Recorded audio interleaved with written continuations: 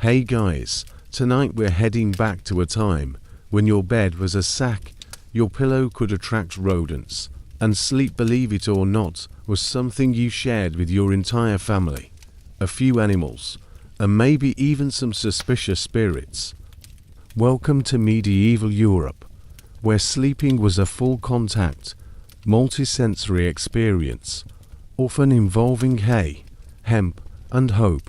Picture this. You're trudging home after a long day of digging, weaving, or hauling buckets of questionable water. The sun has barely set, and you're already exhausted. You duck into your one-room cottage, the scent of damp earth and old cheese thick in the air. You glance at the corner where your bed awaits.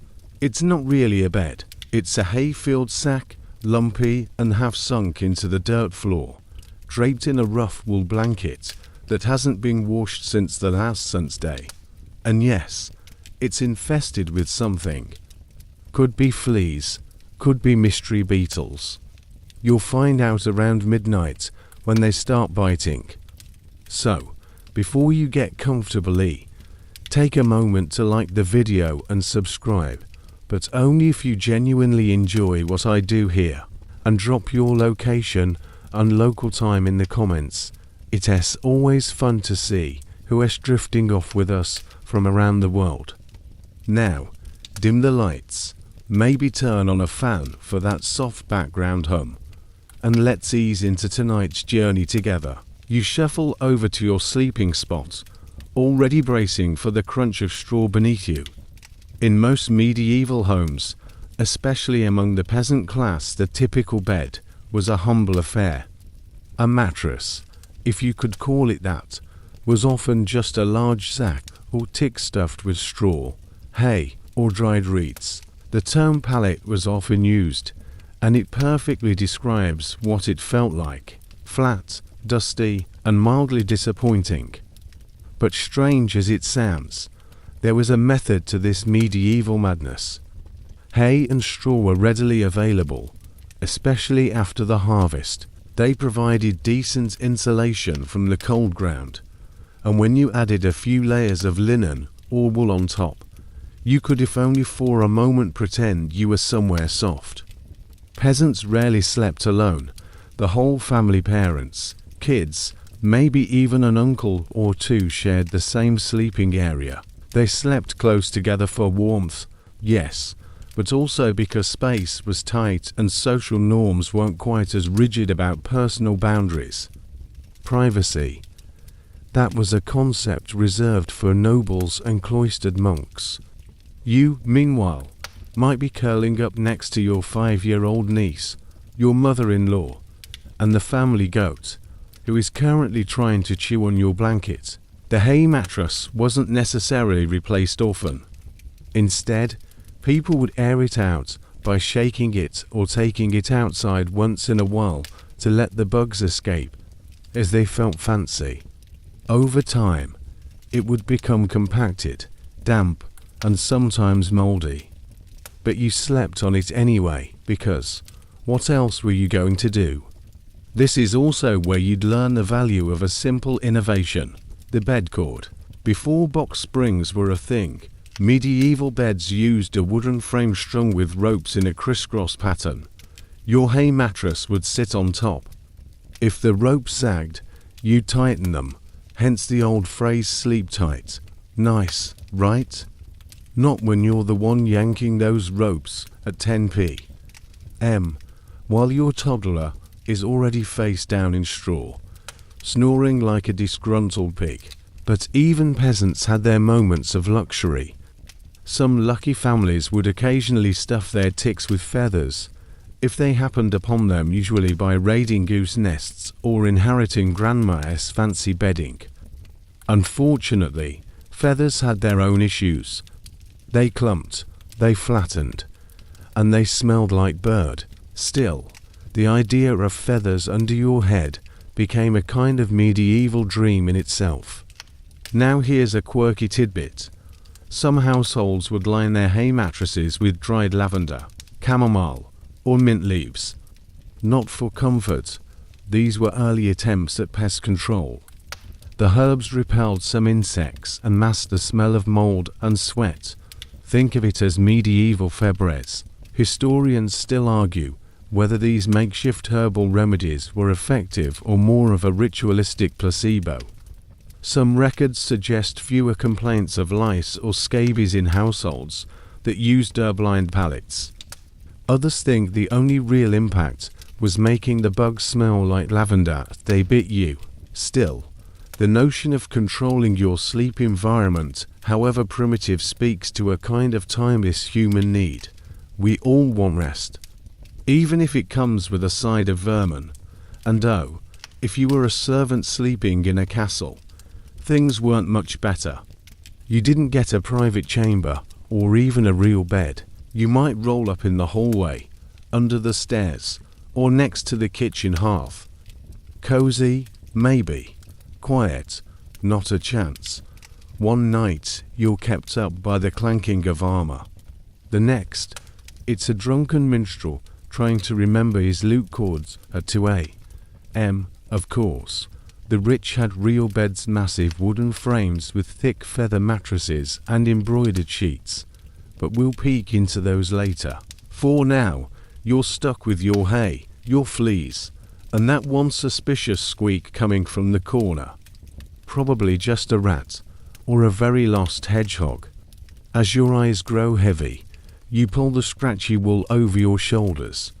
You try not to think about the fact that wool was never really washed, it was just beaten, brushed, and maybe smoked over a fire to kill mites. Every sneeze is a gamble. Sleep creeps in slowly. You roll over well, sort of. Your mattress bunches under you like a sack of vegetables. Your shoulder hits the floor. Someone kicks you in their sleep. The goat sighs loudly. But somehow, against all odds, you start to drift. Because even in medieval times, even with all the discomfort, exhaustion always wins. You wake up stiff, your neck kinked at a strange angle. Your hips sore from that suspiciously lumpy spot in the straw. You've managed a few hours of sleep, but something isn't right. Oh, right. You fell asleep without your pillow rock. Yes, you heard that correctly. In some corners of medieval life, particularly in monasteries or poorer households, pillows were rare luxuries. Instead of the fluffy, memory foam cloud you might enjoy today, your head rested on something a bit more unforgiving, like a stone or a carved block of wood, possibly wrapped in linen, if someone in the house was feeling fancy that week. Before you judge too harshly, remember this was normal, especially for monks, who were in a lifelong competition to suffer more humbly than the monk next to them. Some monasteries even issued rules limiting bedding. A soft pillow? Absolutely not. It might tempt you to stay in bed too long, sinfully indulging in comfort, while the soul withers. Instead, they'd use a wooden headrest shaped like a short step stool. Nothing like splinters to keep your dreams holy. You shift now, looking for that chunk of oak your uncle once carved into a half-hearted crescent. Ergonomic, he claimed. Natural contour. In reality, it looks like a dinner plate fused with a meat tenderizer. But it's your pillow, and without it, your head just flops into the hay like a dead fish. Interestingly, in some parts of the medieval world, especially regions influenced by older Roman or Byzantine custom, stone or ceramic pillows were actually prized for their coolness and supposed health benefits. The idea was that by elevating the head and keeping it firm, you'd breathe easier, reduce back pain, and maybe even avoid demons sneaking into your mouth while you slept. Yes, really, there was a genuine fear that sleeping with your mouth open could invite spirits or bad airs into your body. Historians still argue whether these fears were rooted in early germ theory or just folklore with great marketing. If you were lucky enough to be born into a wealthy family, your pillow situation improved dramatically. Rich folks had down-stuffed cushions, often perfumed with rosewater and stitched with silk. Some pillows were so elaborately embroidered they were more for display than use. A medieval guest might enter a noble's sleeping quarters and see not one, but several stacked pillows, each with its own purpose, one for sleeping, one for kneeling in prayer, and another for decorative flair. It was like a sleep-themed episode of Cribs, minus the electricity. But for the rest of us, you'd better get used to improvising. Some people rolled up cloaks or bundled old clothes. Others just used an arm, or if they were very, very tired, no pillow at all. Waking up with a numb shoulder became just another part of the morning routine, like shooing the chicken off your chest or wondering whether the fire died overnight. Let's not forget that the concept of a bedroom barely existed for most people. Sleeping areas weren't sacred private retreats, they were functional zones that transformed depending on the hour. During the day, your sleeping corner might become the family's dining space, or a spot for weaving or drying herbs. So, pillows had to be portable, multifunctional, and okay with getting stepped on, which they often did. A fringe tidbit: in Iceland during the medieval period, it wasn't uncommon to fill pillows and mattresses with dried seaweed. Why? Because it was everywhere, and it provided surprising loft. The smell, however, was bracing. Imagine drifting off with the scent of low tide wafting through your dreams. On the plus side, no one ever stole your pillow. But even among commoners, pillow hierarchy was real. If your household had 2 pillows, there might be a nightly squabble over who needed it more. Grandma's sore neck always won, of course, except on feast days, when she insisted she was fine, and your father claimed seniority. It became a kind of domestic tug-of-war, sometimes literally. One cousin was known for yanking a pillow mid-sleep and curling around it like a dragon hoarding treasure. And then there's the wooden pillow stand, a curiosity often found in monastic inventories. These little benches were placed beside the bed not for your head, but for your head coverings. Because sleeping without your woolen nightcap, we'll get to those later, was just asking to catch your death. The pillow stand kept your hat neat, and your dreams less tangled. Throughout all of this, the idea of sleep being connected to moral character persisted. A good Christian sleeper was one who rose early, kept the body humble, and avoided excessive comfort. Nobles might have plush pillows, but too much indulgence was frowned upon, even in bed. A 13th century moralist once wrote that the devil sits on cushions, which, honestly, could explain a lot about office chairs today. Still, not everyone bought into the discomfort is holy narrative. In Italy, wealthy merchant families commissioned pillows shaped like lions or adorned with Latin verses about rest and pleasure. It became a silent rebellion, sleep as a sensual joy rather than a spiritual trap. Historians debate whether this shift marked the early stages of Renaissance self-care or just rich people showing off. As you finally settle your head onto your own pillow, be it block, sack, or lovingly stolen goat, your neck protests, but your eyelids are heavy. The rough texture of wool beneath your cheek, the scent of wood smoke and stale linen, the far-off sound of someone arguing with a rooster, it all blends together. And you wonder, in the moment before sleep takes you, were their dreams just as strange as ours? You don't stay asleep, not all the way through. No one in medieval Europe really does, not because of the itchy bedding or the mooing cow in the next room, though those definitely help, but because sleep back then came into distinct rounds. You're not broken, you're just following a medieval routine. It's sometime around midnight, or just past. You blink awake in the dark, stretch slightly under your scratchy woolen cover, and you're up, This, believe it or not, is totally expected. It's your first sleep, or primo somna, as some Latin-loving monks would have called it, coming to its natural end. Next comes your second sleep, or seconda dormizione, the follow-up act. But in between those two, that's your waking window. Historians call it the watch, and no, not because you re-standing guard, though sometimes you might be, but because you re-now consciously, purposefully awake. So, what do you do during this weird middle-of-the-night intermission? Well, first, you grab a piece of yesterday's bread. Maybe spread it with a dollop of goose fat. If you're living the high life, night hunger is real in the medieval world.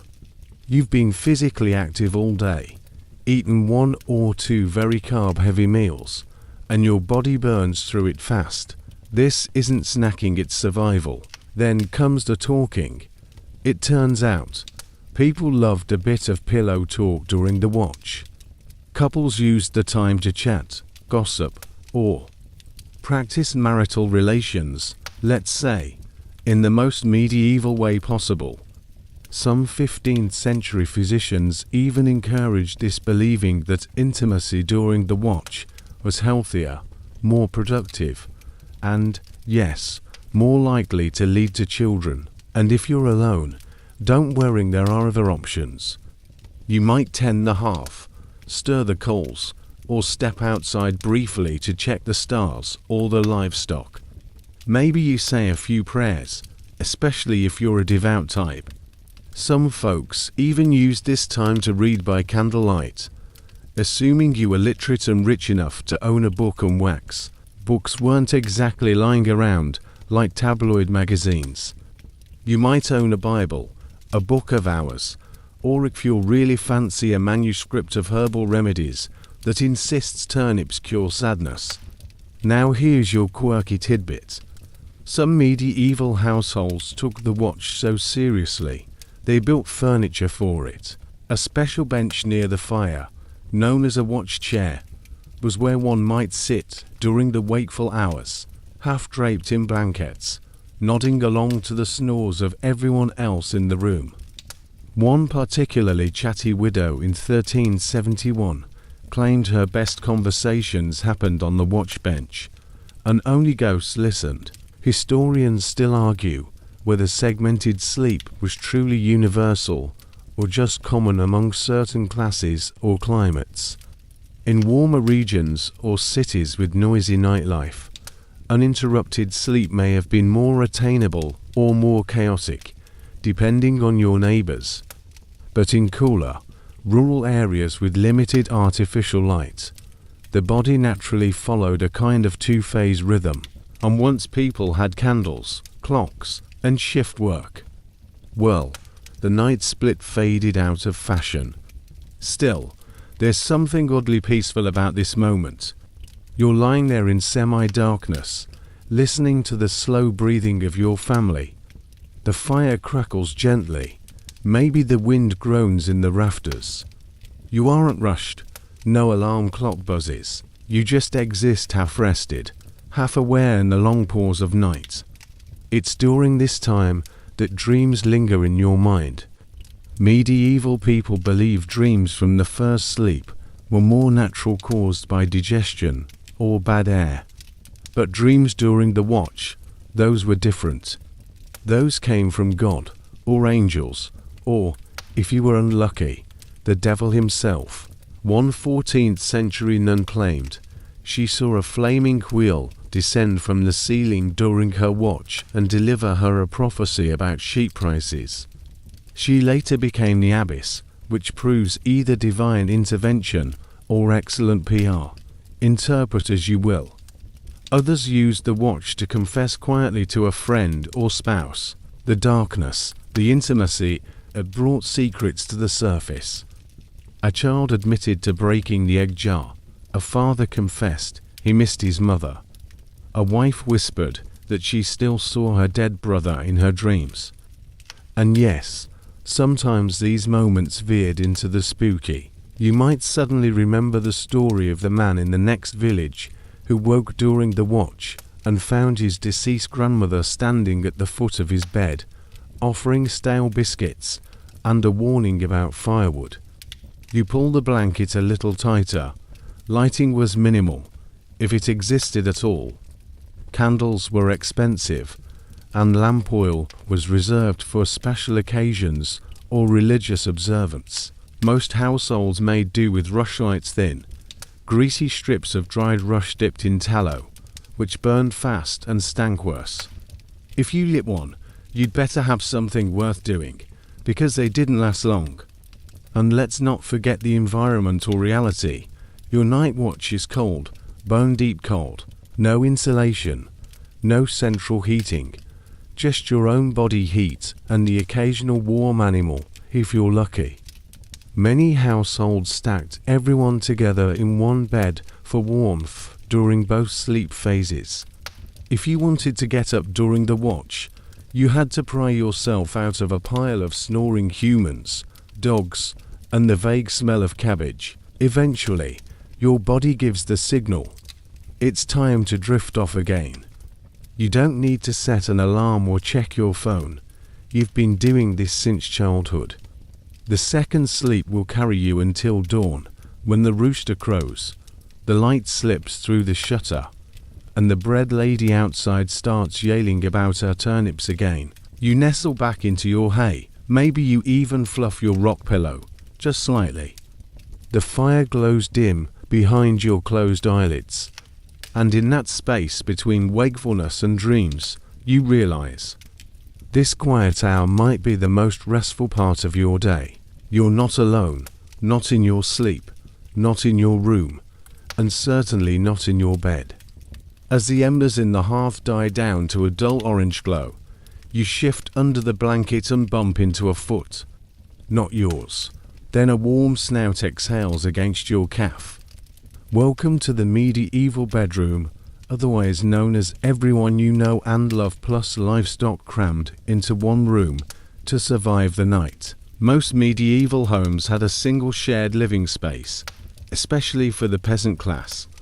If you were lucky, there might be a loft or a mezzanine where the adults slept, giving a vague illusion of privacy. But for the average family, sleep was a full community event. It wasn't strange, it was survival. You're tucked in with your spouse, 3 children, your mother-in-law, and a pig that keeps twitching in its sleep. The goat is nearby till she likes the heat. Your bed is a giant woven frame of rope and wood, sagging in the middle like a hammock that's seen too much. The thick mattress is stuffed with old hay that smells faintly of last year's barley harvest. You shift again and feel a small leg press against your ribs. That'd be your youngest, drooling contentedly. Body heat, as it turns out, is the medieval version of central heating. With winters often bitter and houses drafty enough to whistle show tunes, families relied on proximity to stay alive. Children were tucked between adults. Animals, especially smaller livestock like pigs or chickens, were brought inside to share warmth. This wasn't cute, it was calculated. And yes, it was noisy. Sleep wasn't a serene 8-hour block with silence and lavender mists. It was a symphony of snoring, snorting, flatulence, shuffling straw, occasional baby crying, and your cousin reciting psalms in his sleep because he insists it keeps the devil away. A mainstream fact. Many medieval homes had no chimney, just a hole in the roof or a gap in the wall for smoke to escape. This meant the hearth filled the room with warmth, but also with smoke, ash, and the occasional flying ember. So you breathe in wood smoke as you sleep, because better that than frostbite. Still, there were layers to sleeping arrangements. Wealthier peasants might sleep on benches or separate pallets arranged around the central hearth. Some had low wooden partitions that offered a little privacy, at least from the goat, a fringe tidbit. In some alpine villages, Animals were deliberately housed in the lower level of the home, with humans above. Heat from the livestock rose, warming the family above. Cow-fueled central heating, genius, if a little fragrant. And let's talk about the awkwardness. When 5 or 6 people of varying generations sleep in a heap, personal space doesn't exist. Your elbow is someone's pillow. Someone's heel is in your back. You know way too much about everyone's sleep habits, including who snores, who mumbles, and who drawls like a waterfall. That's why there were rules, unspoken codes of bedtime conduct. You didn't wiggle too much.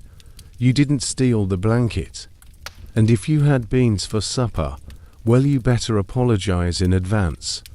Sleeping together wasn't just practical, it also reinforced community and kinship. Children learned nighttime prayers from their parents. Stories were shared in the dark. Sometimes, even disputes were quietly settled before morning, whispered across the straw. And yes, sometimes fights broke out. One historical record from 1324 mentions two brothers who rolled out of bed mid-argument and crashed into the fireplace. Both survived. The goat, tragically, did not. Historians still argue whether these cramped sleeping situations were seen as unpleasant or simply the norm. Some sources suggest people complained about the noise and smell. Others describe it warmly, as a nightly ritual that brought families closer, especially during long winters. Let's not forget the unique role of guest beds, or rather, guest pallets. If someone was traveling through your village and needed a place to stay, you made space. Maybe that meant the kids bunked together while the guest got half a thick mattress. Maybe it meant the guest slept with the animals. It depended on their social rank, their relationship to you, and whether or not they snored like an ox with asthma. Speaking of animals, having them inside wasn't just for heat. It also kept them safe from thieves and predators. Chickens could be tucked into baskets at the foot of the bed. Pigs might sleep near the door, like a fleshy alarm system. One legend tells of a woman who trained her goose to honk if a stranger approached at night. The goose was later knighted by local children. True, unclear. Hilarious, absolutely. You stir as your eldest child turns over and kicks your shin. Outside, the wind howls, the shutters rattle faintly, and yet, you feel a strange comfort in the closeness. There's something grounding about knowing everyone you love is right here, breathing the same smoky air, dreaming strange dreams under the same lumpy blanket. Even nobles, yes, even them weren't always alone at night. Younger servants often slept nearby in the same chamber. Pages and squires might doze on the floor beside their lord's bed, always within reach if summoned. Privacy was a sliding scale. Even among silk sheets and velvet drapes, you hear a soft whimper. Your middle child, a bad dream, maybe. You pull them closer. Their forehead is cool. Their hair smells like wet straw and onions. You whisper a prayer half holy, half habit. Then you adjust your position, find a slightly less painful patch of mattress, and let your eyelids lower. The goat lets out a quiet sneeze. The pig sighs. Someone murmurs something in Latin, badly. And somehow, in all this mess of limbs, fur, wool, and warmth, you find sleep again. You wake again, not because of the rooster, but because someone is moving around in the dark.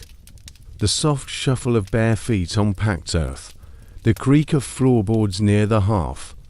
Then, the unmistakable scrape of a chamber pot being pulled from under the bed.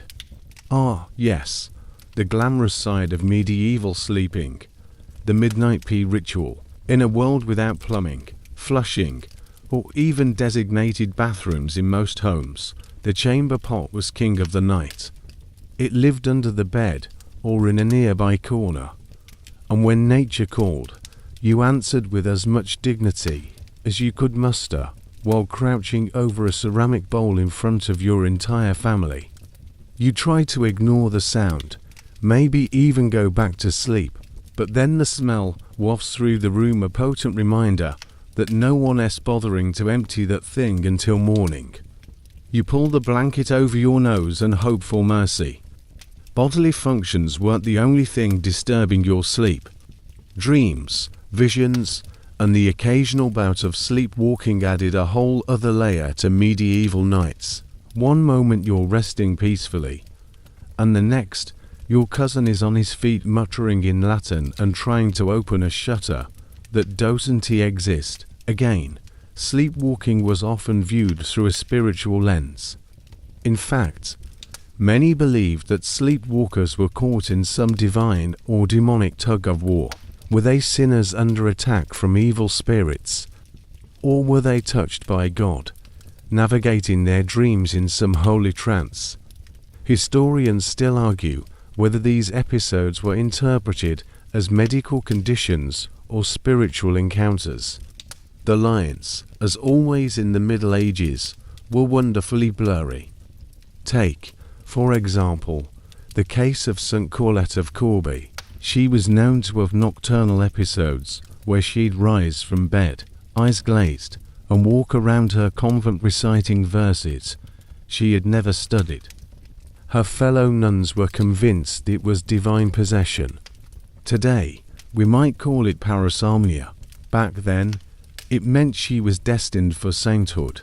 But the truly mystical sleep stories come from the visionaries, the ones who claim to have seen angels, demons, or the Virgin Mary in their dreams. These weren't isolated tales. Medieval records are bursting with accounts of holy dreams that changed the course of lives. Monks who awoke weeping, nuns who heard celestial music, peasants who dreamed of suns pointing them toward lost sheep. One particularly unlucky farmer in 1252 swore he was told in a dream to sell his cow and move to the next village. He did. The cow was stolen en route. The dream may have been a prank. It wasn't just saints. Regular folks believed dreams had meaning, messages from beyond, or, at the very least, warnings from within. That's why dream interpretation manuals existed. Yes, real books, in Latin, with illustrated diagrams. You dream of a snake could mean betrayal, or healing, or indigestion, depending on which page you're on. And then there were nightmares. These weren't just shrug off.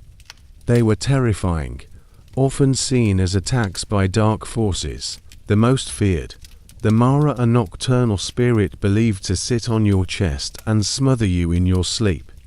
Today we call it sleep paralysis.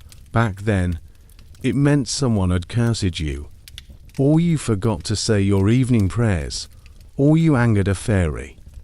All reasonable conclusions, obviously, to defend yourself against these creatures of the night. Medieval sleepers employed charms, small pouches sewn with herbs like rue and vervain, crucifixes hung over beds, prayers whispered before closing one's eyes, and in some cases, knives placed under pillows to scare away spirits. Imagine waking up, mid-nightmare, and remembering you're cuddling a rusty blade for comfort. Sleep tight. Even children weren't spared from the night's mischief. One medieval text warns mothers never to leave a baby alone in a room, lest a changeling spirit steal it during the night and replace it with a look-alike. Cue the sleepless nights, constant hovering, and occasional goat being blamed for suspicious behavior. And yes, people shared their dreams in the morning, around the fire, at the market, while herding geese. You won't believe what I saw last night was as valid an opener then as it is now. Some dreams were laughed off. Others were taken to the village priest for interpretation. And if you dreamed of someone dying, best keep that to yourself. There's also the curious case of prophetic dreams. Occasionally, A commoner would predict something uncanny: a storm, a death, a harvest failure based on nothing but a vivid midnight vision. Sometimes they were labeled as wise, other times as witches. It really depended on whether the prophecy was flattering to the local lord. Amid all this dream and vision talk, you may wonder, was any of this relaxing? Not exactly, but it gave the medieval mind a rich nighttime world to explore. Sleep wasn't just a rest, it was a crossing into something potent, mysterious, and possibly supernatural. You shift again, half awake. Your mind swirls with fragments of a dream: a door with no key, a field full of laughing monks, your old dog speaking Latin, he got it wrong, but points for effort. You tell yourself it's just the goose fat fumes. But still, you wonder, someone else stirs. Another trip to the chamber pot. The floor creaks, a whispered curse, then stillness again. You exhale, you're warm, you're safe mostly. Your dream might have been nonsense, or it might have meant something. But for now, there's no need to make sense of it. That can wait for morning. You stir, again. This time, the room smells ... pleasant, not like goat, not like unwashed wool or chamber pot fumes, but something lighter, crisper: lavender, maybe chamomile. There's also the faint, resinous sweetness of church incense still lingering in the air. Congratulations, someone in your home, or maybe the whole village, believes in sleep magic, or at least in the ancient art of herbal air freshening. In the medieval world, the connection between smell and health ran deep. It wasn't just about comfort, it was belief. Foul air meant illness, sweet air, that was protection. And so, before bed, many households hung bundles of dried herbs from the rafters, tucked them into bedding, or placed them under pillows. Lavender was a favorite. It repelled fleas, calmed the nerves, and, according to one 13th century nun, gentled the dreams of troubled children. Chamomile, another superstar, soothed the belly and supposedly prevented nightmares. Rue, vervain, sage each had a purpose. You might not know why it worked, but it definitely made your straw mattress smell a little less like last week's onions. You reach under your head, feel the scratch of a tiny linen pouch. Someone's tucked a sleep sachet in your bedding again. You don't bother checking what's inside. Could be calming herbs, could be dried peas. Your family likes to experiment. This nightly aromatherapy had practical benefits too. The herbs helped repel lice, fleas, and other less than charming bedfellows. The strong smells also masked the general ... atmosphere of medieval living. Remember, there were no hot showers, no soap bars shaped like flowers, no rose-scented laundry detergents. You made your own ambience, usually with bundles of whatever didn't cause rashes. And it wasn't just peasants embracing herbal dreams. Monasteries were masters of scent. The monks who raised bees and made wine also grew vast herb gardens. They used their yields not just for medicines and cooking, but for sleep. Sleep was sacred, especially when you were only allowed 5 or 6 hours of it between night prayers and sunrise mass. In some abbeys, monks would place crushed herbs in linen bags and line their hard cots with them. In others, they burned small braziers of incense before bedtime, often frankincense or myrrh, gifts for Christ and you, apparently. The scent filled the chamber with a heady calm that stuck to your robes for days. But here's the quirky part. Some folks got really into their bedtime aromatics. One lady of the court in Burgundy was so obsessed with sleep herbs that she had a different sachet for each day of the week. Monday was lavender and sage. Tuesday, dried rose petals and cinnamon bark. By Thursday, she was stuffing her pillow with crushed cloves. Historians still argue whether she was a visionary, a trendsetter, or just incredibly bored. Speaking of cinnamon, let's dive into the noble side of nighttime scent. Wealthy families didn't stop at herbs. They imported exotic spices, yes, the same stuff used for fancy meals, and added them to oils or pastes rubbed onto bedding. Imagine lying down on silk sheets faintly perfumed with cardamom and sandalwood. Very luxurious. Also, very itchy if the oil wasn't diluted properly. Then there was incense, a tool of both the sacred and the strange. While churches used it for purification during Mass, some households burned it at night to drive away bad airs or evil spirits.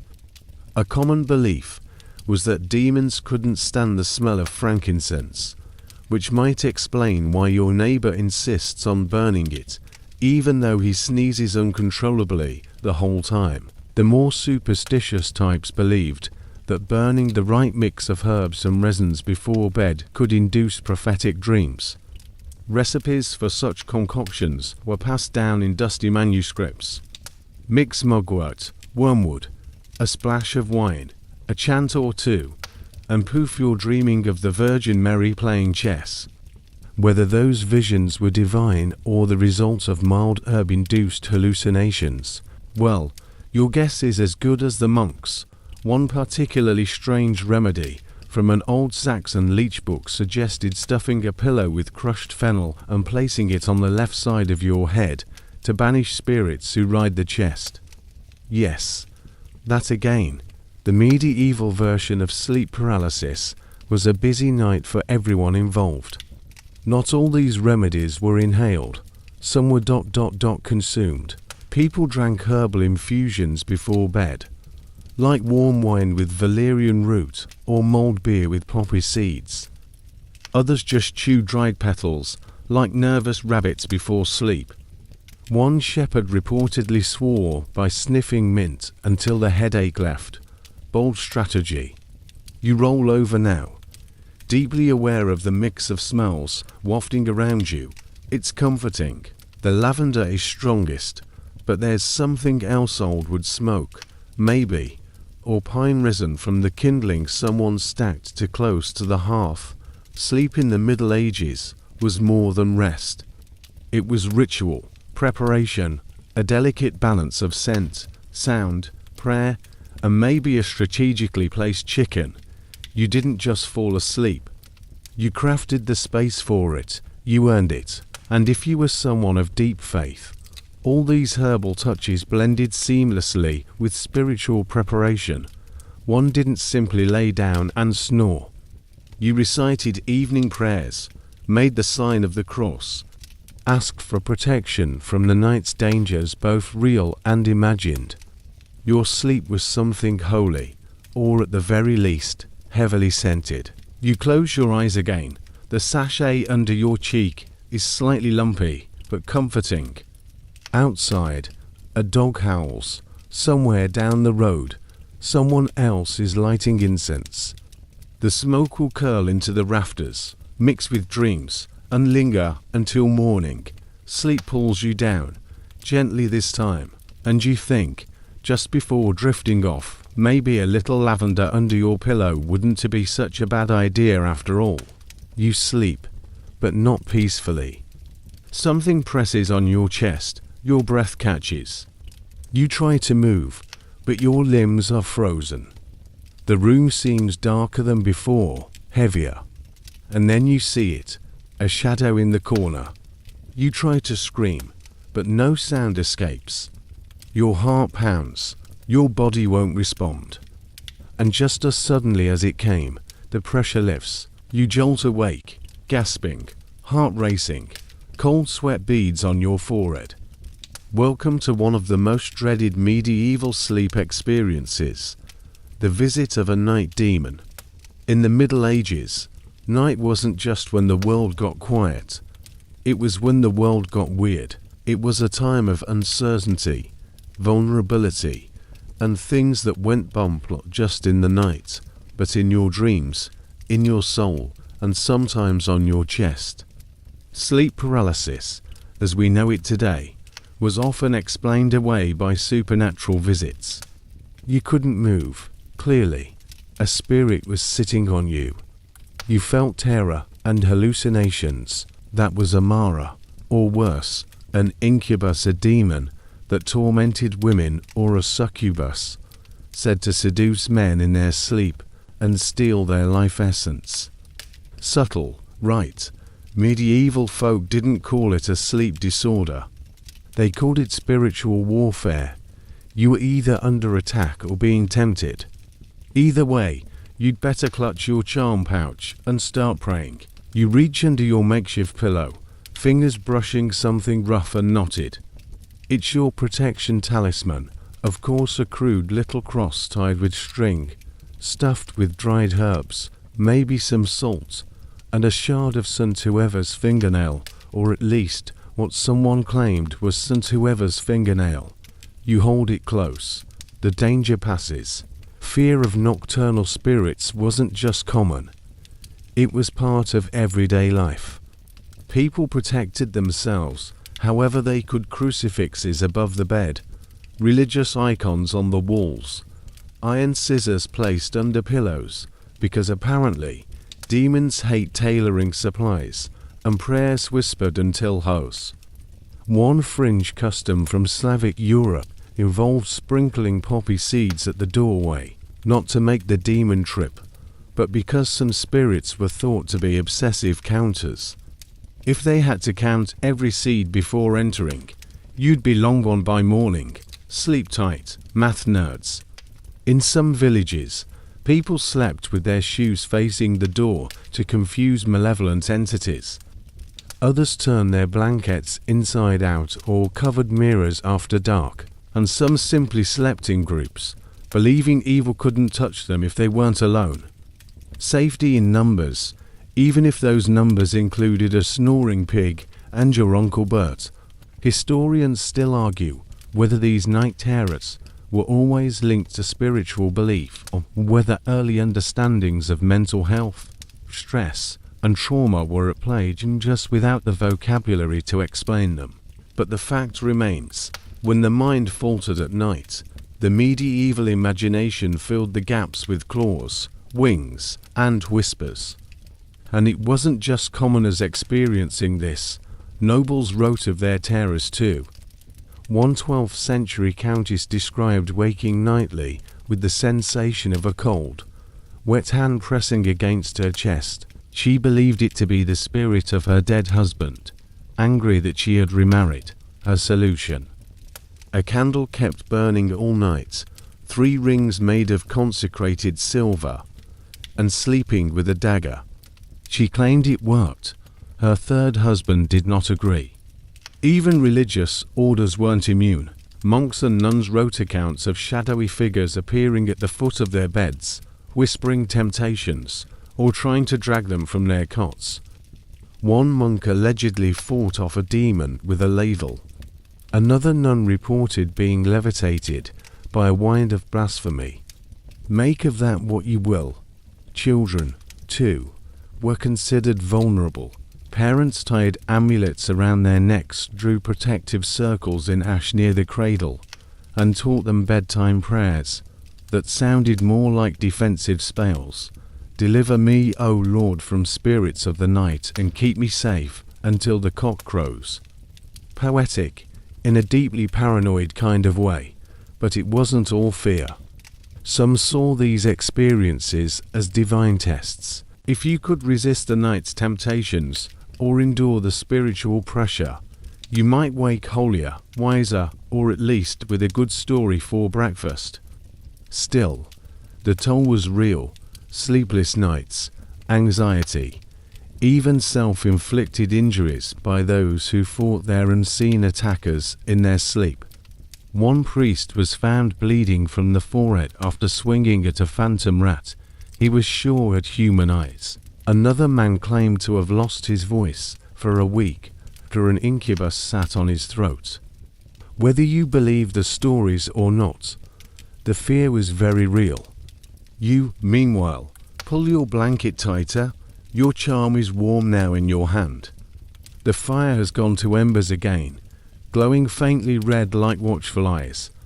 You remind yourself, you said your prayers, you did the protections, and maybe that shadow was just your sister's cloak hung on the wall, swaying in the draft. Or maybe it wasn't. Either way, you're not getting up now. The night is still deep. The demon hour, they say, is around 3 a.m. Too late to run, too early to scream. So you roll to your side, talisman pressed against your heart, eyes squeezed shut. The warmth of nearby bodies offers comfort. Someone snores, another murmurs. The pig sighs again, and slowly the fear ebbs. You drift into sleep, not a dreamless one, but one where you are prepared. Because in the Middle Ages, sleep wasn't safe. It was survival. It was battle, and sometimes it was holy. But tonight, the spirits pass you by. You wake up shivering, not the light. Oh, it's a bit chilly kind of shiver. The full body, teeth chattering, curse the sky kind. Your nose is cold, your feet feel like they've been soaking in a snowdrift. And your blanket, useless, might as well be a decorative napkin. That's medieval winter for you. No insulation, no heating vents, and definitely no heated blankets. Just you, the frost, and whatever layers you manage to throw on before bed. You pull the edge of your nightcap down over your ears. Yes, your nightcap. A staple of medieval sleepwear and probably one of the most underappreciated inventions of the pre-electric era. It's not stylish. It makes you look like a confused garden gnome. But it keeps the heat in.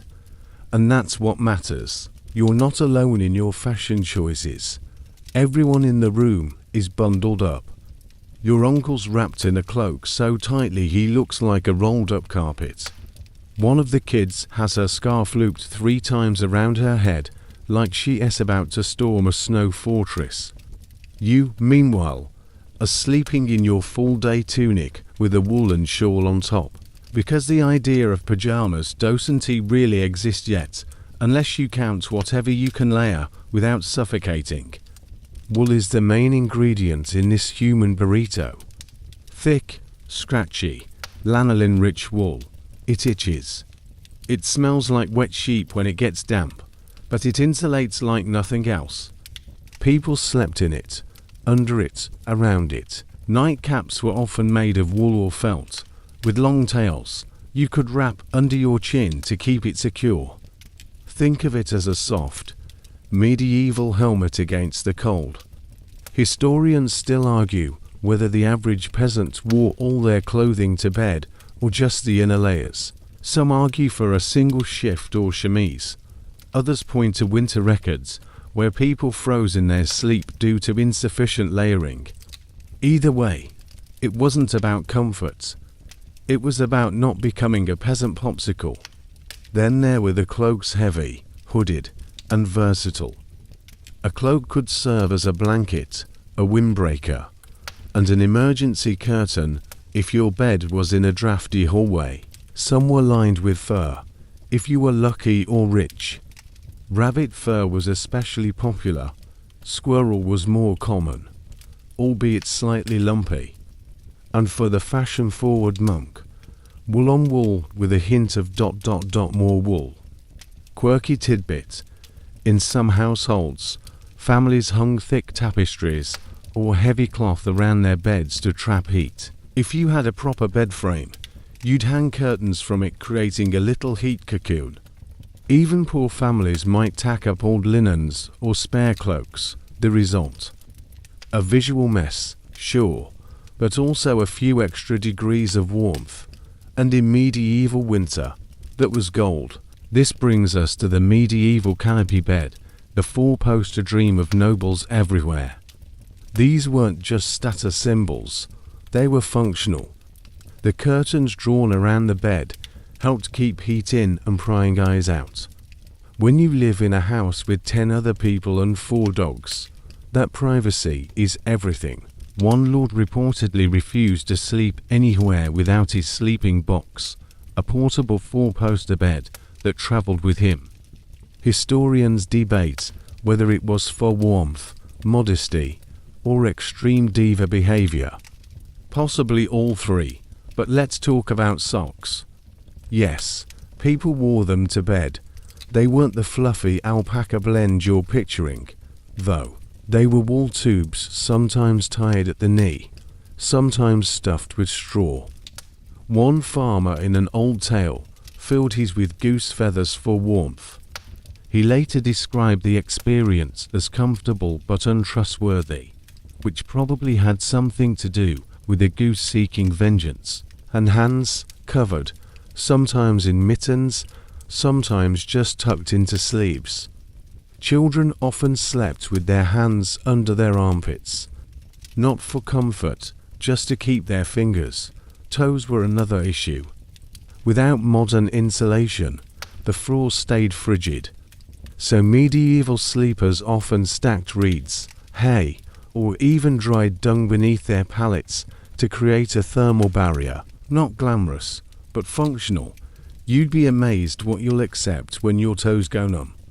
Still cold, time for the warming pan. This was essentially a metal dish with hot coals inside, slid between the sheets to preheat the bed. The catch: if you didn't move it fast enough or spilled the coals, you could end up with a mattress fire. Romantic. A fringe custom in some alpine areas involved heating a brick in the fire and wrapping it in cloth to use as a foot warmer. Imagine cuddling up to a toasty rock every night. Oddly comforting, until it cools and becomes just another foot hazard. You shift now, tugging your cloak tighter around your shoulders. Someone nearby lets out a muffled sneeze. The pig snuffles. The night is black as pitch, but the small warmth of many bodies plus your ridiculous hat keeps you alive. Sleep comes more slowly when you're bundled like a cabbage roll. You can't roll over without effort. Your nightcap slips. Your toes touch someone else's, but despite the layers and the cold and the distinct smell of wet wool and garlic sweat, you manage to drift, and in your last semi-conscious moment, you marvel. It's absurd. It's itchy. It's overcrowded, but somehow it works. You're warm enough. You're safe enough, and the cold can't have you yet. The chill is still in the air, but it's not your bed that's cold now, it's the stone beneath your feet. Because tonight, you're sleeping like a monk. That's not a metaphor, you're in an abbey. A real one. The stone walls echo with silence. The only sound is the occasional rustle of robes, or the low murmur of a half-dreamed prayer. Your court is narrow, wooden, and terrifyingly firm. The blanket, thin, the mattress, hilariously optional. Monastic sleep wasn't designed for comfort, it was designed for discipline. Monks weren't interested in a full night's rest. In fact, they were trained not to want it. The Rule of St. Benedict, a foundational monastic guideline written in the 6th century and followed through much of the Middle Ages, emphasized moderation, prayer, and not snoozing through divine responsibilities. You're allowed a little sleep, but not too much, lest you be mistaken for someone with earthly desires. Your first interruption comes around to a.m. when the bell tolls for matins, the night office. You jolt awake, or rather, are half shoved by the brother next to you and stumble into the chill corridor. It's dark, your sandals slap cold stone, your wool robe does almost nothing to stop the creeping draft. Still, you gather in the chapel with the others, candlelight flickering on solemn faces. The prayers begin, Latin chants echo off the vaulted ceiling, and even though you're tired, even though your knees ache, and your stomach growls for the breakfast that won't come 4 hours, there's something beautiful about this shared wakefulness. You return to your cell after an hour or two, not for a nap exactly, but for a few more moments of sleep before dawn. This pattern of polyphasic sleep divided into chunks around religious duties was normal for monastic life. In fact, it might have been healthier. Some sleep historians argue that monks, despite their strict schedule, may have achieved better REM balance than their overworked peasant cousins. Others say monks were perpetually exhausted, but too holy to admit it. You lie down again, body stiff, breath visible in the cold air. There's no hay mattress here. Just a wooden plank and maybe, if your order was feeling generous, a woolen pad so thin it might as well be a tablecloth. And don't even think about a pillow. Pillows are for the indulgent. Your head rests directly on the wood, or sometimes on a folded robe. Comfort is the enemy of discipline, and discipline brings you closer to God. A quirky detail. Some especially zealous monks slept sitting upright, sometimes propped in wooden chairs, arms folded across their chests. The idea was to never get too relaxed. Sleep was allowed, but never invited. You could rest, just don't get cozy about it. In the most extreme cases, monks even used self-denial devices. One account from a 13th century Carthusian monastery describes a brother who tied a cord around his chest before sleeping to restrain worldly dreams. Another wore a coarse hair shirt beneath his robes. If he moved too much in the night, it scratched him awake.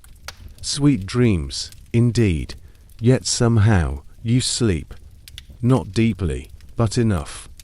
The stone seems less cruel beneath you, your breath steadies. The second bell rings just before dawn lords. The morning prayer. Time to rise again. You stumble back into the chapel, still wrapped in your robe. Your body aches, but your mind surprisingly feels clear. Historians still debate whether monastic sleep schedules contributed to longer lifespans among religious orders. Some argue the routine, diet, and structure were good for the body and mind. Others point out that sleeping in freezing rooms on planks of wood, interrupted by hourly chanting, probably wasn't ideal for your lumbar spine. But the monks weren't seeking ideal. They were seeking divine order, everything in its place.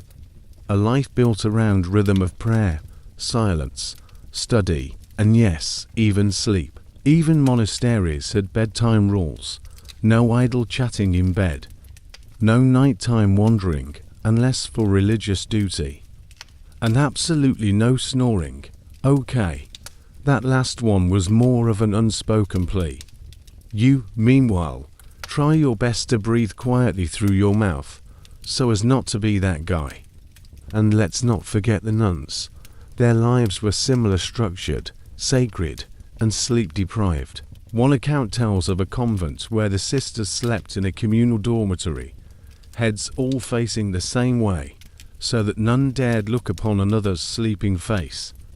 Modesty didn't stop when the lights went out. A fringe note: in some orders, monks were expected to sleep with their hands visible at all times, folded over the chest or stomach, to ensure no suspicious movement. One overly dramatic abbot called it the discipline of stillness. It probably also helped keep the lice from migrating. Still, there were moments of kindness.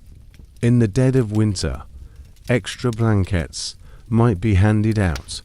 If a monk fell ill, he was sometimes allowed to sleep longer. One abbey even allowed a steaming cup of broth before bed for the elderly. These were small mercies in a hard world, but mercies all the same. You return to your cell once more after Lord's, the early morning light just beginning to seep through the frosted window slits.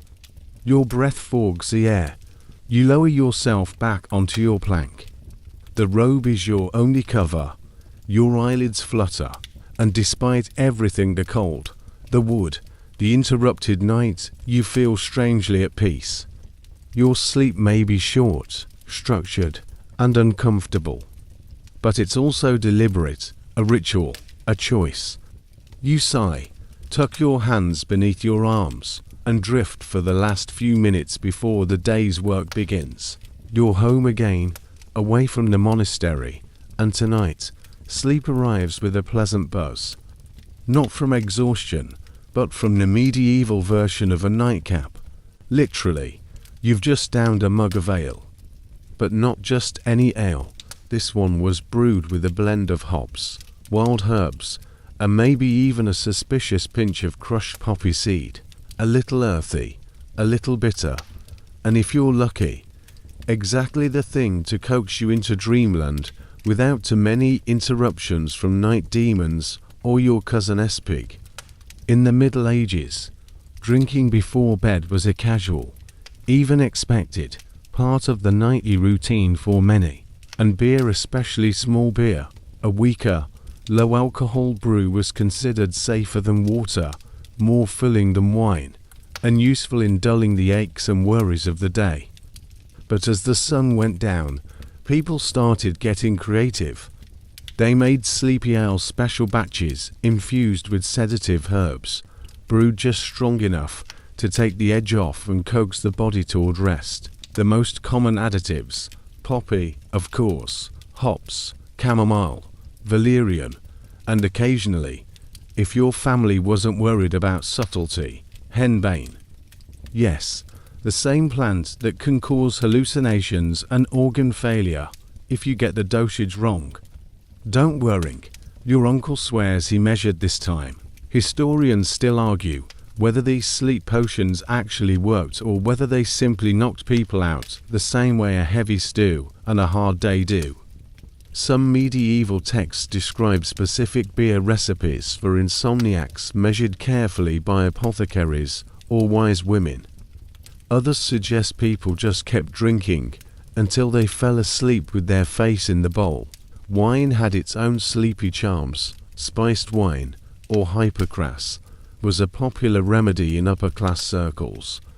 A rich blend of red wine, honey, cloves, cinnamon, and sometimes anise or ginger. It was gently warmed and served before bed. The spices gave it a luxurious, almost medicinal quality. It soothed the stomach. It made the limbs feel heavy, and it gave you dreams filled with dancing goats and floating suns, depending on how generous the host was with the poor. A quirky detail: some people soaked bread in wine and ate it just before sleep as a dream starter. This soggy snack was believed to help soften the spirit and open the mind to visions.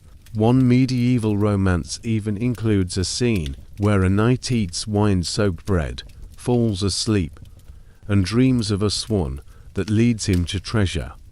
The message: never underestimate carbs and imagination. If you were especially health conscious or wary of overindulgence, you might opt for a herbal sleep tonic. These were non-alcoholic brews made from steeped herbs like lemon balm, linden flowers, or mugwort.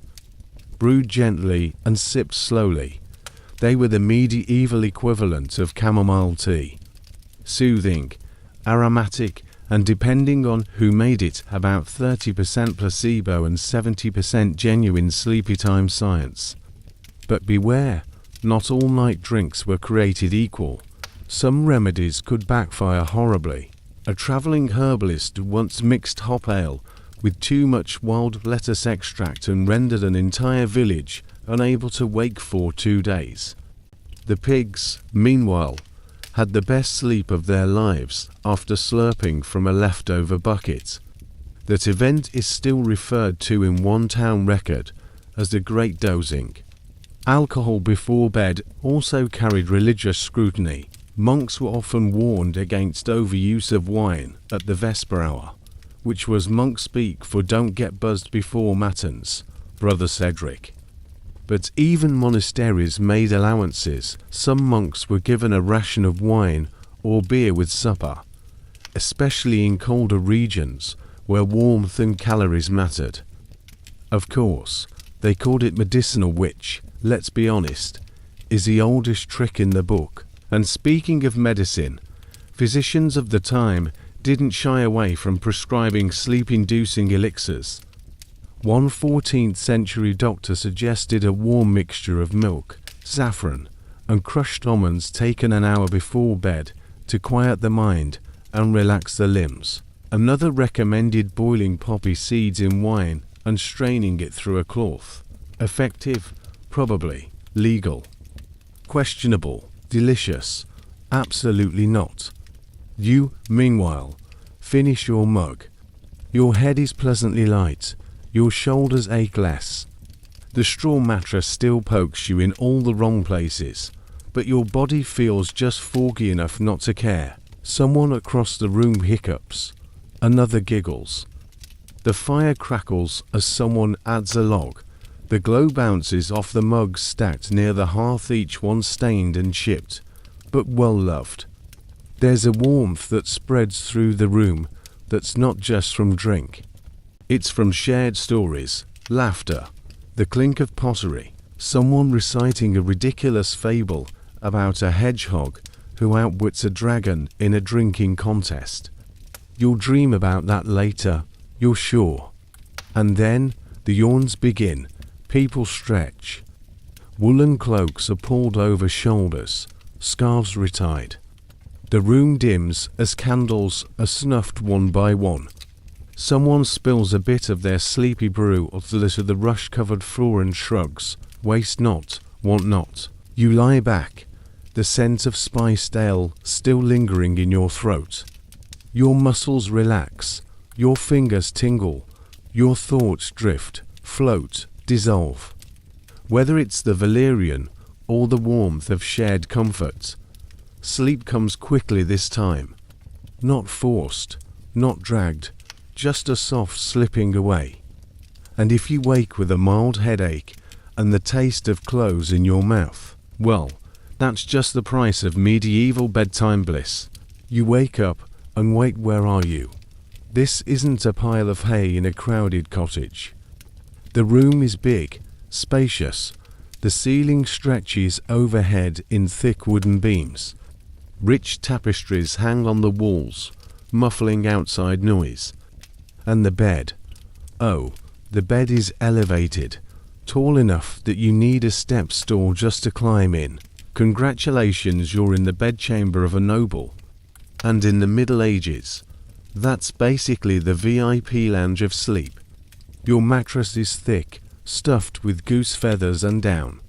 It sinks softly under you, a far cry from the lumpy straw sacks of peasant homes.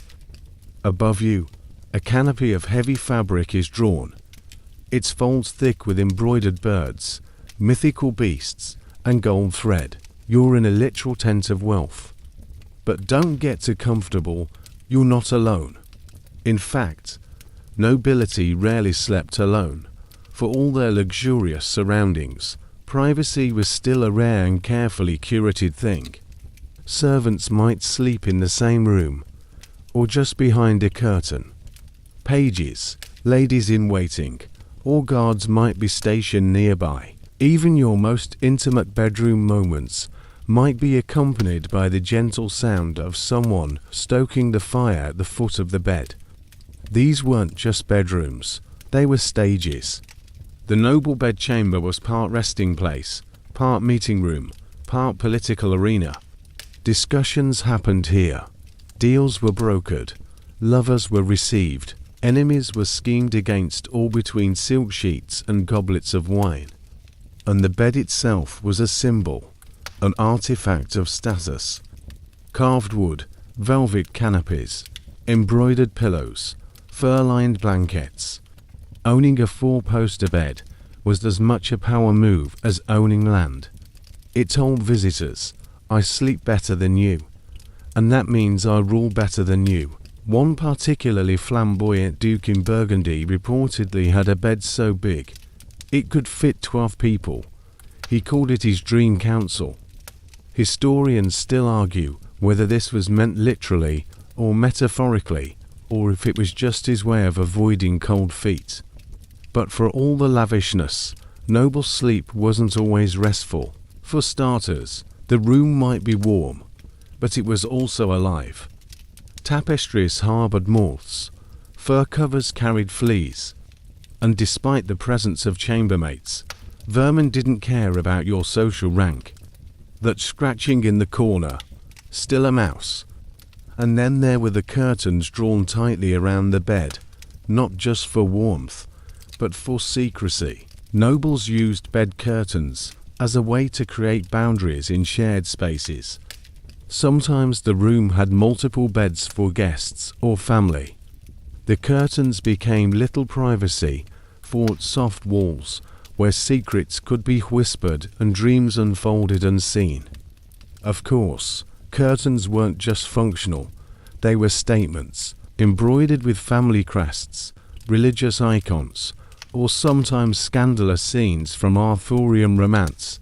They turned every bedtime into a soft theatrical performance. One noblewoman commissioned bed hangings that told the entire story of St. Margaret slaying a dragon. Her guests were reportedly confused, her husband reportedly terrified. Now for a fringe tidbit. It was considered a great honor to be invited into a noblesse bedroom to sleep, but to watch them go to bed, yes, really. Courtiers and favored guests might attend a lord's going to bed ceremony, where they'd observe him washing, changing, and climbing into his enormous, ridiculous mattress nest. It was a social ritual, part hygiene, part theatre, part peer campaign. One English queen reportedly had such a dramatic bedtime process that it involved 7 attendants, 12 prayers, 2 wigs, and a very small dog. But nobles weren't immune to sleep-related superstitions. They too feared night demons, bad dreams, and evil airs. They burned incense, they hung charms. Some even commissioned special sleep stones said to ward off illness if tucked under the pillow. Most of these were shiny pebbles or minerals someone in a robe insisted were magical. Great business model. Historians still debate whether nobles truly slept better than peasants. Sure, the bedding was nicer, but the expectations were heavier. Sleep could be interrupted by duty, a messenger arriving late, a decision needing to be made, a child falling ill. One French king reportedly held nighttime audiences while still reclining in bed, a velvet cap perched askew and half a fig clutched in one hand. And nobles weren't just targets of politics by day.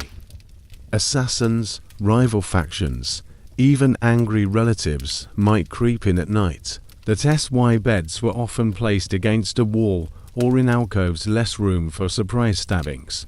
A quaint little medieval bedtime concern.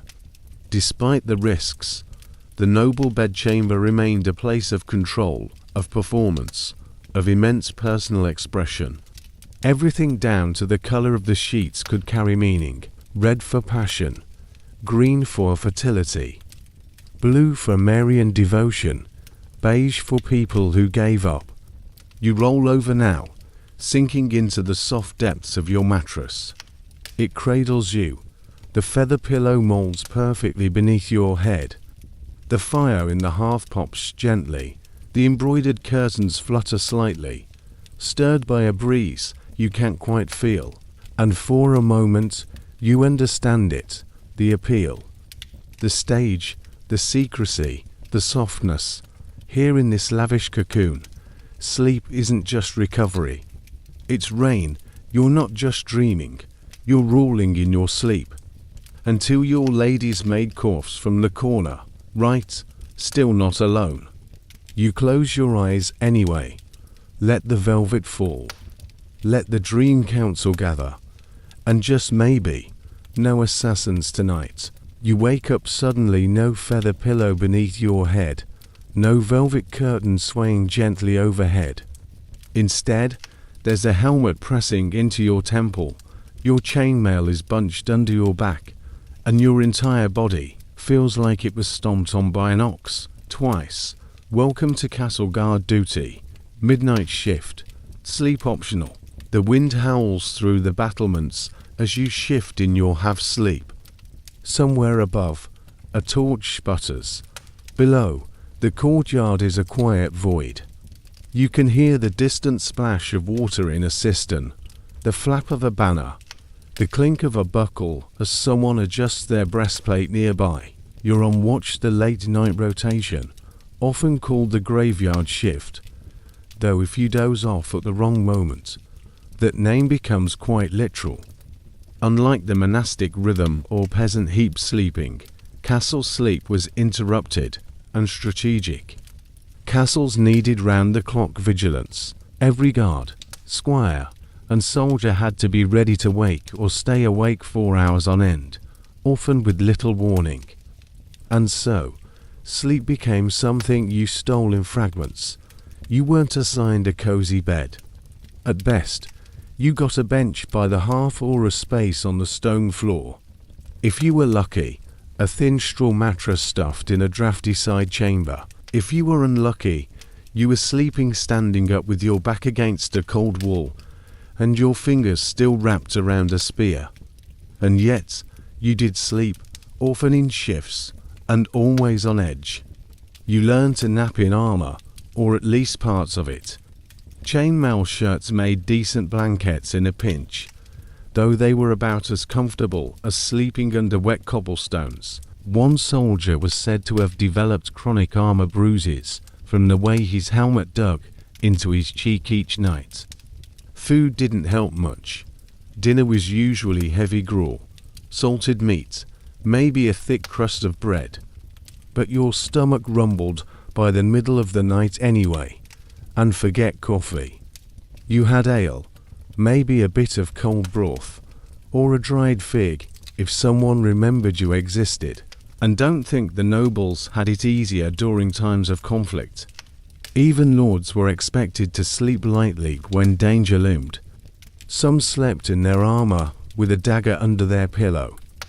Others stationed trusted guards inside their chambers.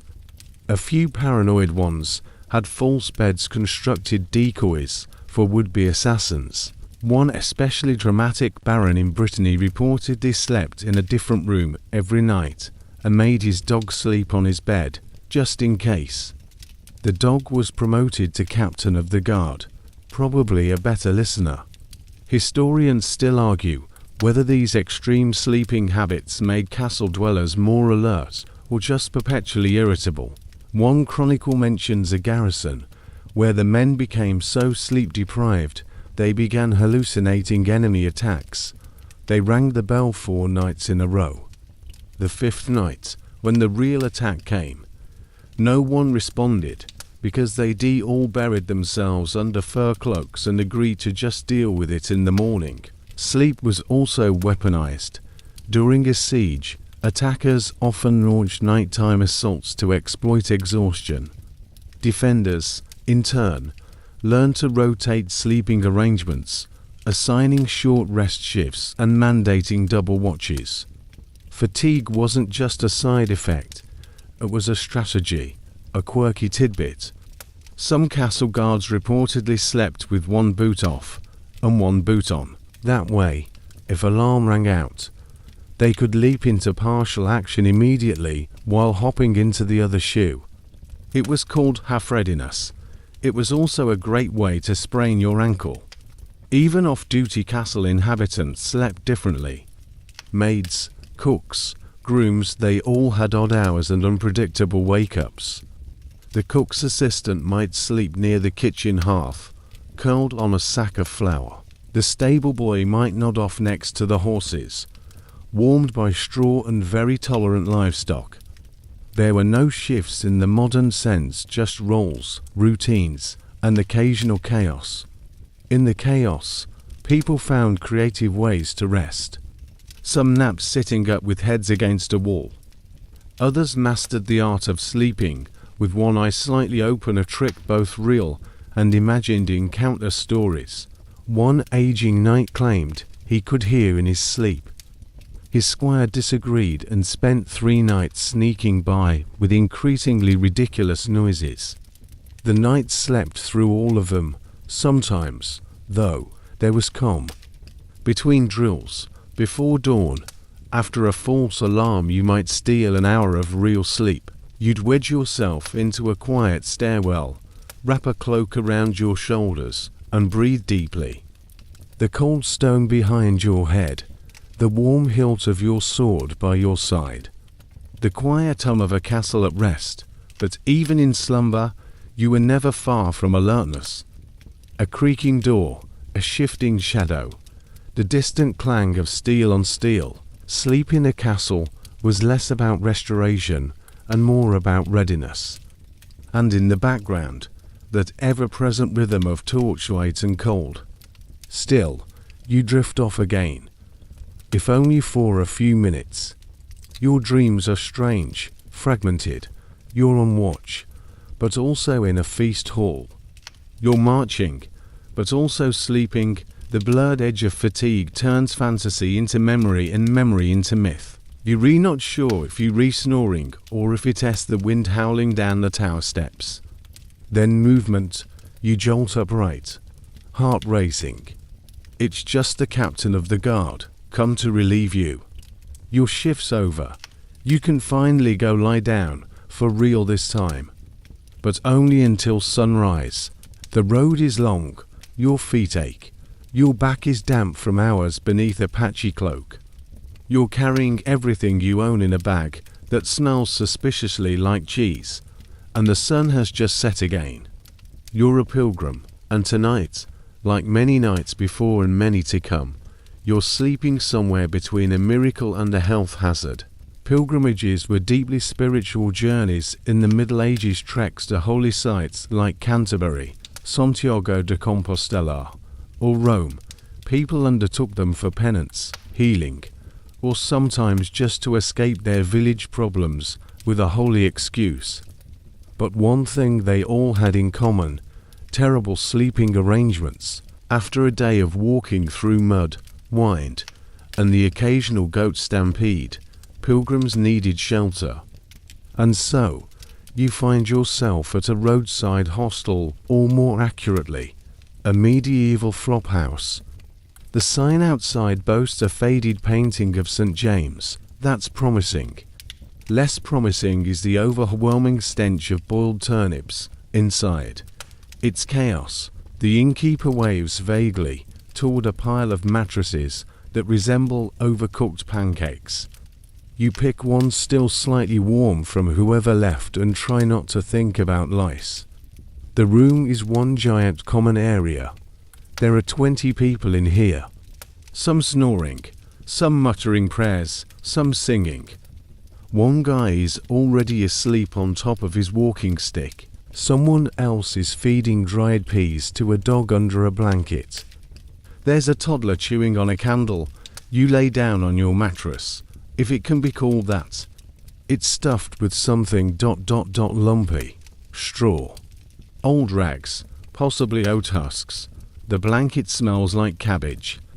The pillow has clearly been crying for help for years, and yet you're grateful, because it's not uncommon for pilgrims to sleep outside, under hedges or on church steps.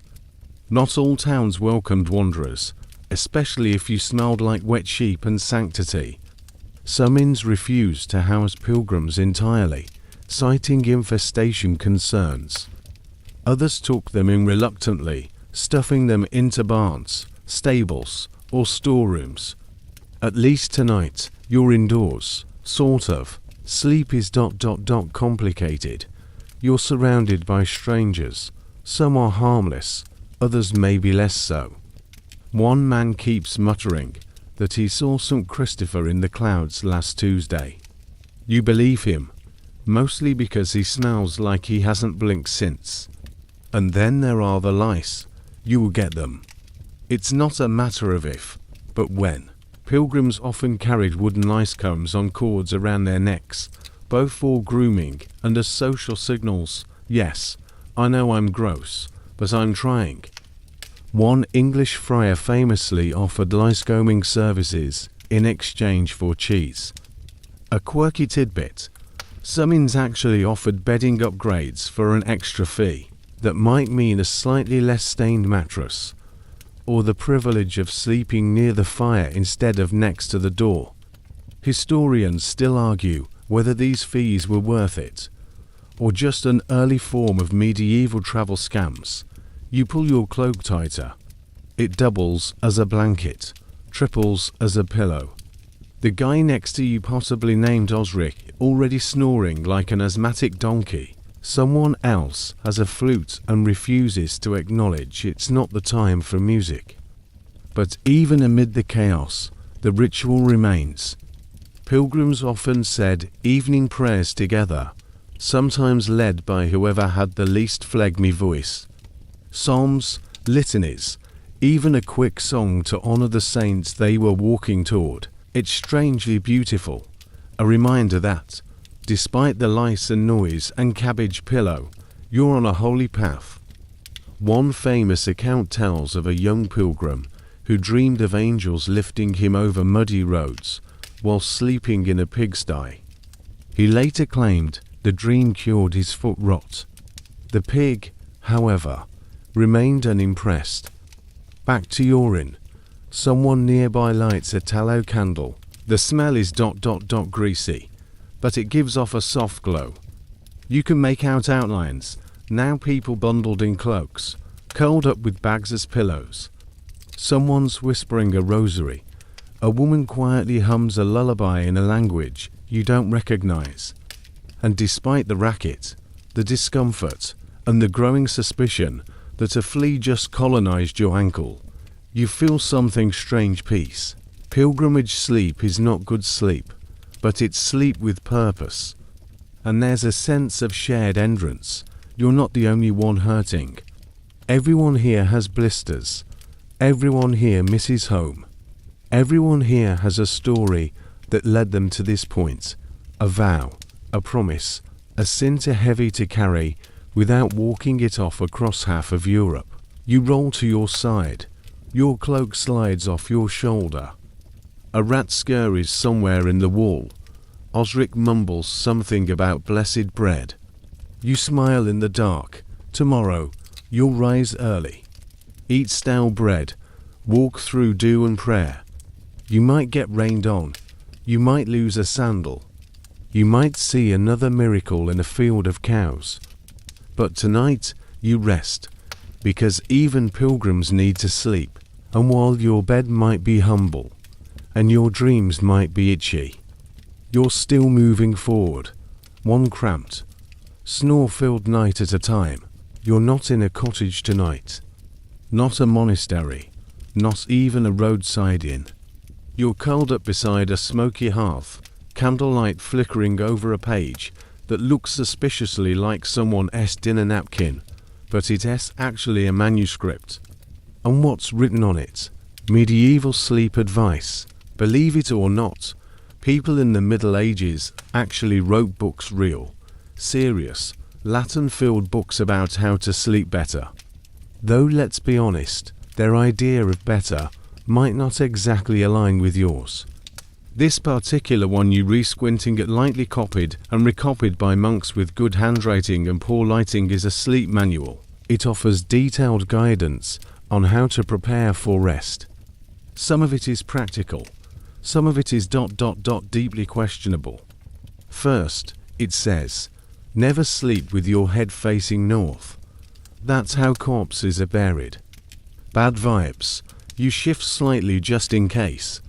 Then it recommends you sleep on your right side. Why? Because medieval doctors still obsessed with balancing your humors believed that lying on the right encouraged proper digestion, soothed the liver, and kept melancholia from building up in your brain. Lying on your left, however, would apparently make your heart sad and your dreams full of snakes. You glance at Osric, still asleep from last night's inn. He's on his left. His dreams are probably just one long serpent fight. The manual continues. Don't eat too much before bed. Wise advice, honestly. Especially in a world where dinner could be an entire loaf of black bread, soaked in onion broth. Overeating, the book warns, can lead to swampy dreams. What a phrase. And then here as a charmingly fringed tidbit, it advises readers to stuff their pillow with hedgehog fat for more restful slumber. Allegedly, It calms the spirit.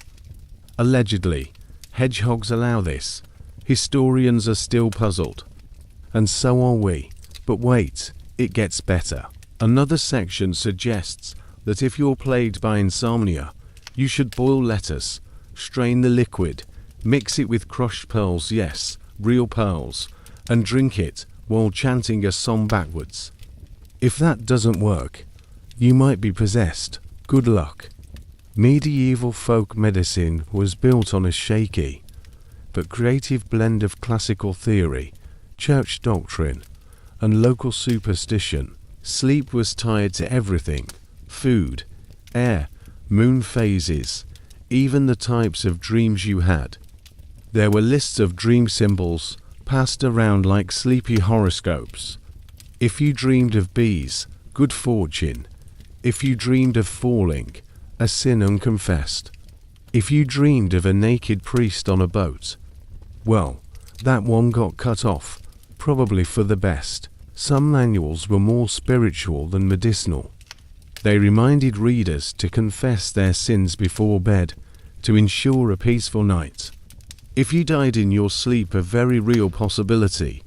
Mind you wanted your soul squeaky clean. Many kept a night cross beside the bed to kiss before drifting off, just in case. Sleep manuals even tackled bedroom architecture. Some advised sleeping in rooms with high ceilings to allow bad vapors to rise away from your head.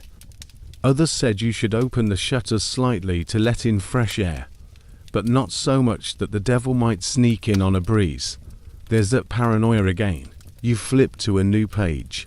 This one's more like a remedy compendium, dozens of folk cures for bad sleep, collected like recipes. One involves rubbing mashed radishes on your temples. Another involves wrapping your feet in warm onion skins. A third, rather menacing entry reads, place a frog under the bed, alive and facing east. In 3 days, you shall dream of your enemy's regret, bold, ambitious, questionable for the frog. Historians today often laugh or wince at these prescriptions, but behind the absurdity, there's something familiar. The desire to control sleep, to shape it, to protect yourself during a time when your eyes are closed, your mind wanders, and your soul, according to many, could travel. Sleep wasn't passive in the medieval world. It was an act of vulnerability, of trust, and also a prime opportunity to be haunted, blessed, or given prophetic visions by that one sense who doesn't understand personal space. Of course, not all advice was bizarre. Some was oddly sensible. A 14th century Italian physician suggests creating a nightly routine. Drink a warm beverage, speak gentle words, avoid arguments, and let your heart be light. It's surprisingly wholesome, and eerily close to what you might hear from a modern sleep coach with a podcast and a book tour. You look around your borrowed sleeping space, now simple, rough, but safe for the moment. There's a faint smell of herbs in the air. Someone has placed a small linen bundle under your head, likely filled with dried chamomile and mint. Your muscles ache, but your eyes feel heavy. You think about the remedies, the rituals, the way people tried, in their own slightly terrifying way, to create peace in the dark. You wonder, do any of them really work? You lie down, right side, head pointing west. No hedgehog fat. Thank you. You breathe in, slow and steady. Someone across the room mutters a final prayer. The candle sputters. The parchment beside you flutters in the breeze. And whether it's the herbs, the routine, or just sheer exhaustion, you feel sleep pulling you gently. Medieval science might have been confused, contradictory, even deadly, but for all its oddities, it shared your goal: a quiet mind, a steady breath, and a night without frogs. You're still, wrapped in warmth. But you're not in an inn, a castle, or even a drafty cottage. You're somewhere softer now. A sacred place, quiet, Peaceful, you're asleep in the house of God. Tonight, your dreams hum with incense and candlelight. Because we're re-ending our journey where sleep and the divine often met in the Middle Ages. In the stories of drowsy saints and their miraculous naps, sleep, after all, wasn't just physical in medieval thought. It was spiritual. A passage to heaven, a testing ground for the soul, a moment where the veil between worlds lifted just enough to let something holy or unholy slip through. You roll slightly on your makeshift pallet, nestled near the back of a chapel, where someone, perhaps a monk, perhaps a stranger, gave you shelter for the night. The stone floor is hard, but the space feels gentle, as if something watches over you with quiet understanding. You exhale, and the echoes of saintly slumber begin to unfold. Start with St. Joseph, the original divine dreamer. In the Bible, his sleep is punctuated by angelic visitations that tell him where to go, what to do, whom to trust. In the Middle Ages, Joseph became a model for holy men who believed that God might speak not through sermons, but through dreams whispered into sleeping ears. Then there's St. Cuthbert, who was said to have fallen into trances so deep during prayer that his fellow monks thought he had died. When they tried to rouse him, he smiled and said he'd simply been walking with angels. Some thought he was blessed. Others assumed he'd discovered a really effective herbal mixture. Or St. Bridget, who would doze in the fields and wake up speaking in verse. A peasant girl turned visionary, her sleep was considered a source of inspiration and healing. One story claims that while sleeping under a tree, she was visited by Mary herself, who braided her hair and left a golden comb behind, which promptly disappeared. Saints always did love a disappearing souvenir. But the most famous sleeper of all, St. Benedict, again. Yes, the same guy who set rules for monks also had one very dramatic bedtime moment. According to legend, one night, while resting after prayer, Benedict had a vision of the entire world contained in a single ray of light. When asked how such a thing was possible, he said simply, "The soul sees more when the body is still." Historians still debate whether these stories were metaphorical, hallucinatory, or pious exaggerations. But to the medieval mind, they were real. Sleep wasn't escaping the world, it was meeting it differently. Some people even tried to recreate saintly sleep on purpose. They'd pray to dream. They'd sleep in churches, hoping for visions. They'd fast before bed, or sleep on stone, or recite specific psalms to invite spiritual dreams. A few particularly bold souls even slept on the tombs of saints, believing the dead might whisper wisdom or healing into their ears. Quirky tidbit. In one recorded case, a woman in 12th century Germany claimed to have received nightly laundry advice from Satan in her dreams. She later opened the most successful bathhouse in her village. Coincidence? Perhaps. Clean sheets? Definitely. You turn again, face half lit by a dying candle. You remember the story of Sister Agnes, a nun who claimed her dreams allowed her to visit the Holy Land without ever leaving her convent. She described the streets of Jerusalem in vivid detail, down to the smell of spice markets and the echo of sandals on stone. Pilgrims consulted her before they travelled. Some decided not to go at all, content with the version her dreams delivered. Sleep, for these saints, wasn't weakness, it was access. Even ordinary people believed in the power of sacred slumber. If you had a troubling dream, you could take it to a priest for interpretation. If you were sick, you might sleep with a relic nearby. If your child had nightmares, you might whisper the names of saints into their ear as they dozed, like a holy lullaby. And if you dreamed of light, of music, of golden skies or winged beings. You didn't question it. You just folded your hands, said your prayers, and slept again, hoping it would return. You lie still now, the chapel quiet around you. Somewhere, someone prays, somewhere else, a candle flickers and goes out. The hard floor beneath you no longer matters. The night no longer feels heavy, because you're surrounded by stories, by saints, by centuries of sleepers who looked into the darkness and found not fear, but hope. And as you drift, just before dreams come, you wonder, if a sleeping saint can walk through heaven, where might you go tonight and now? The night has grown long, and your journey through strange and sacred medieval sleep has come to an end. The hay-stuffed mattress, the scented herbs, the muttering monks and cabbage-scented cloaks, they all begin to fade, like distant dream fragments dissolving in the light of morning. The castles are still, the cottages have gone quiet, even the saints have closed their eyes. You are warm now, safe. The flickering torches, the murmured prayers, the clink of watchmen's armor, they drift further and further away, muffled by time and distance. Take a slow breath in, hold it gently, and let it go. Your limbs grow heavier, your thoughts begin to quiet.